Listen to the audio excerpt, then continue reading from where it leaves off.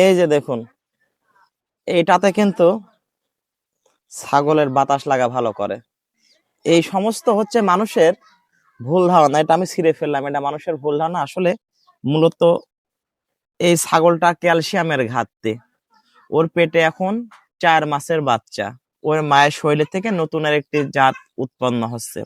ও কিন্তু তৈরি হবে মায়ের শরীর থেকে খাবার খেয়ে। এই ছাগলের রক্তের ক্যালসিয়ামের ঘাটতির কারণে ছাগলটা দুর্বল হয়ে পড়ে গিয়েছে।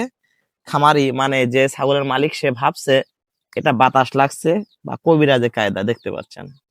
এগুলো আপনারা আসলে ভুলে যান। আমি আপনাদেরকে বলছি, আপনারা যখনই আপনার পোষা প্রাণী গরু ছাগলের কোনো রোগ বালাই দেখবেন, তখনই কোনো কথা না বলেও আপনার নিকটস্থ একজন ভালো পল্লী চিকিৎসকের শরণাগত হবেন, অথবা আপনার নিকটস্থ উপজেলা প্রাণী সম্পদ অফিসে যোগাযোগ করবেন। উন্নত মানের চিকিৎসার মাধ্যমে আপনাদের প্রাণীর চিকিৎসা দিয়ে দ্রুত আরোগ্য লাভ করা সম্ভব।